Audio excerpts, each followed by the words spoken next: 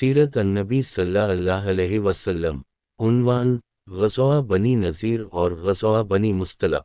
आखिर हज़रत सल्लल्लाहु अलैहि वसल्लम सहाबा के साथ बनु नज़ीर की तरफ रवाना हुए। इस मौका पर आप सल्लल्लाहु अलैहि वसल्लम ने मदीना मुनव्वरा में हज़रत अब्दुल्लाह बिन मकतूम रज़ियल्लाहु अन्हु को अपना कायम मकाम मुकर्रर फरमाया। जंगी परचम हज़रत अली बिन अबी तालिब रज़ियल्लाहु अन्हु ने उठाया। नबी करीम सल्लल्लाहु अलैहि वसल्लम इस्लामी लश्कर के साथ आगे बढ़े। शाम के वक्त मुसलमान बनु नज़ीर की बस्ती में पहुंच गए और वहां पड़ाव डाल दिया। इधर यहूदी अपनी हवेलियों में बंद हो गए और छतों पर से तीर बरसाने लगे, पत्थर गिराने लगे। वो दिन उसी तरह गुजरा। दूसरे दिन हुजूर अकरम सल्लल्लाहु अलैहि वसल्लम लकड़ी के एक कबे गुंबद नुमा साइबान में क़याम पजीर हुए, जो हज़रत बिलाल रज़ियल्लाहु अन्हु ने बनाया था। यहूदियों में से एक शख्स का नाम गसूल था। वो ज़बरदस्त तीरंदाज था। इसका फेंका हुआ तीर दूर तक जाता था। उसने एक तीर नबी करीम सल्लल्लाहु अलैहि वसल्लम के कबे की तरफ फेंका। तीर वहां तक पहुंच गया। ये देखकर सहाबा किराम रज़ियल्लाहु अन्हुम ने हुजूर अकरम सल्लल्लाहु अलैहि वसल्लम के हुक्म से कबे को ज़रा दूर मुंतकिल कर दी। रात के वक्त हज़रत अली रज़ियल्लाहु अन्हु गायब हो गए। ये देखकर सहाबा किराम रज़ियल्लाहु अन्हुम को हैरत हुई। इन्होंने आपसे अर्ज़ किया, ऐ अल्लाह के रसूल, अली नज़र नहीं आ रहे। आपने फरमाया, फिक्र न करो, वो एक काम से गए हैं। कुछ ही देर गुजरी होगी कि हज़रत अली रज़ियल्लाहु अन्हु गसूल का सर उठाए हुए आ गए। अब सारी सूरत हाल का पता चला। जब गसूल ने आप सल्लल्लाहु अलैहि वसल्लम के साइबान की तरफ तीर फेंका था, हज़रत अली रज़ियल्लाहु अन्हु उसी वक्त से इसके पीछे लग गए थे और आखिर इसका सर काट लाए। इसके साथ 10 आदमी और थे। वो गसूल को कत्ल होते देखकर भाग लिए थे। नबी अकरम सल्लल्लाहु अलैहि वसल्लम ने हज़रत अली रज़ियल्लाहु अन्हु के साथ 10 आदमी और भी रवाना फरमाए थे। उनमें हज़रत अबू जाना रज़ियल्लाहु अन्हु भी थे। ये जमात उन लोगों की तलाश में निकली जो गसूल के मारे जाने पर भाग निकले थे। आखिर इस जमात ने इन्हें जा लिया और सबको कत्ल कर दी। बनु नज़ीर का मुहासरा जारी रहा, यहाँ तक कि 6 रातें गुजर गईं। इस दौरान मुनाफिक अब्दुल्लाह बिन अबी बराबर यहूदियों को पैगामात भेजता रहा कि तुम अपनी हवेलियों में डटे रहो, हम तुम्हारी मदद को आ रहे हैं। लेकिन यहूदियों को इससे कोई मदद नहीं पहुंची। अब तो यहूद का सरदार है बिन खतब बहुत परेशान हुआ।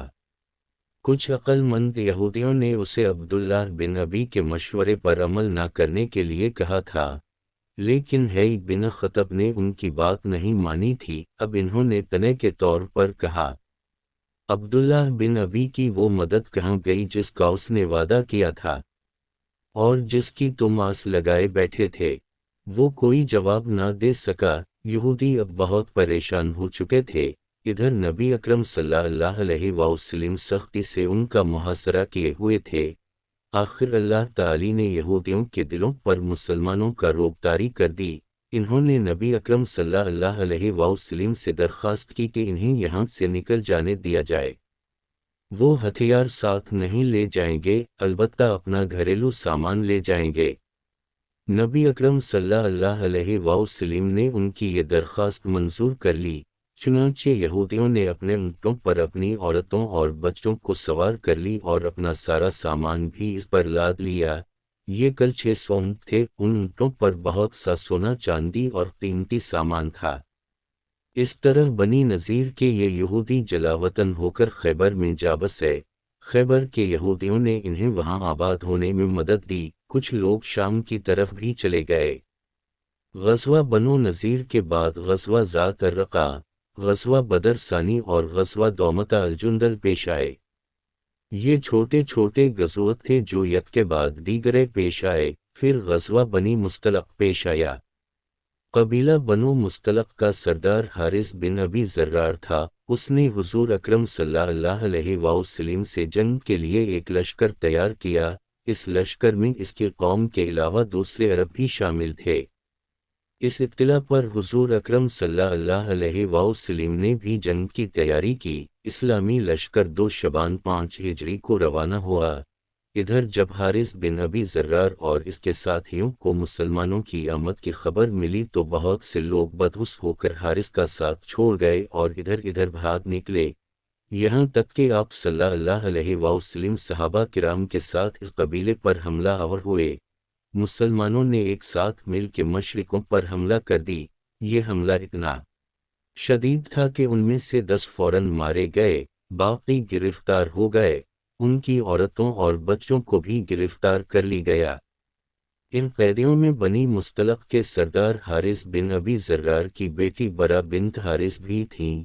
مال غنیمت تقسیم ہوا تو برا ثابت بن قیس رضی اللہ عنہ کی تحویل میں آ گئیں۔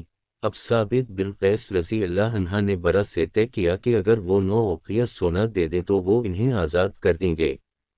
یہ سن کر برا نبی اکرم صلی اللہ علیہ وسلم کے پاس آئیں اور کہنے لگیں، اے اللہ کے رسول، میں مسلمان ہو چکی ہوں، میں گواہی دیتی ہوں کہ اللہ کے سوا کوئی معبود نہیں۔ ہمارے ساتھ جو ہوا اس کو آپ جانتے ہیں، میں قوم کے سردار کی بیٹی ہوں۔ ایک سردار کی بیٹی اچانک باندی بنا لی گئی۔ ثابت بن قیس نے آزاد ہونے کے لیے میرے ذمہ جو سونا مقرر کیا ہے وہ میری طاقت سے کہیں زیادہ ہے، میری آپ سے درخواست ہے کہ اس سلسلے میں میری مدد فرمائیں۔ اس پر نبی اکرم صلی اللہ علیہ وسلم نے ارشاد فرمایا، کیا میں تمہیں اس سے بہتر راستہ نہ بتا دوں؟ برا بولیں، وہ کیا اے اللہ کے رسول؟ آپ صلی اللہ علیہ وسلم نے ارشاد فرمایا، تمہاری طرف سے سونا میں دے دیتا ہوں اور میں تم سے نکاح کر لوں۔ اس پر برا بولیں، اے اللہ کے رسول، میں تیار ہوں۔ چنانچہ آپ نے حضرت ثابت بن قیس رضی اللہ عنہ کو بلایا، برا کو ان سے مانگا۔ وہ بولے، اے اللہ کے رسول، میرے ماں باپ آپ پر قربان، برا آپ کی ہو گئی۔ آپ صلی اللہ علیہ وسلم نے انہیں اتنا سونا ادا کر دی اور برا سے شادی کر لی۔ اس وقت ان کی عمر 20 سال تھی، ان کا نام برا سے جویریہ رکھا گیا۔ اس طرح وہ ام المومنین حضرت جویریہ رضی اللہ عنہ ہو گئیں۔ حضرت عائشہ صدیقہ رضی اللہ عنہ فرماتی ہیں کہ جویریہ رضی اللہ عنہ نہایت خوبصورت خاتون تھیں۔ بعد میں حضرت جویریہ رضی اللہ عنہ کا باپ حارث ان کا فدیہ لے کر حضور اکرم صلی اللہ علیہ وسلم کی خدمت میں حاضر ہوا۔ اس فدیے میں بہت سے اونٹ تھے۔ حارث ابھی راستے میں تھا کہ اس کی نظر ان میں سے 2 خوبصورت اونٹوں پر پڑی۔ اس نے ان دونوں کو وہیں عقیق کی گھاٹی میں چھپا دی اور باقی فدیہ حضور اکرم صلی اللہ علیہ وسلم کی خدمت میں پیش کر کے کہا، یہ فدیہ لے لیں اور میری بیٹی کو رہا کر دیں۔ اس کی بات سن کر آپ صلی اللہ علیہ وسلم نے ارشاد فرمایا، اور وہ 2 اونٹ کیا ہوئے جنہیں تم عقیق کی گھاٹی میں چھپائے ہو۔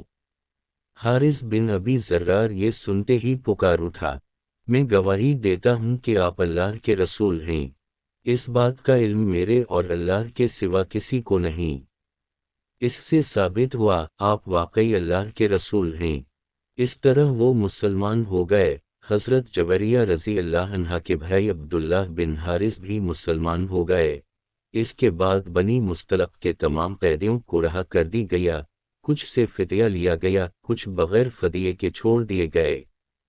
حضرت جویریہ رضی اللہ عنہ فرماتی ہیں، بنی مصطلق پر رسول اللہ صلی اللہ علیہ وسلم کی چڑھائی سے 3 دن پہلے میں نے خواب دیکھا کہ یثرب مدینہ منورہ سے چاند طلوع ہوا اور چلتے چلتے میری گود میں آ رہا۔ پھر جب ہم قیدی بنا لیے گئے تو میں نے خواب کے پورا ہونے کی آرزو کی۔ جب آپ صلی اللہ علیہ وسلم نے مجھ سے نکاح فرما لیا تو مجھے اس خواب کی تعبیر معلوم ہو گئی۔ اس غزوہ سے فارغ ہو کے جب آپ صلی اللہ علیہ وسلم واپس مدینہ منورہ کی طرف روانہ ہوئے تو ایک بہت دردناک واقعہ پیش آ گیا۔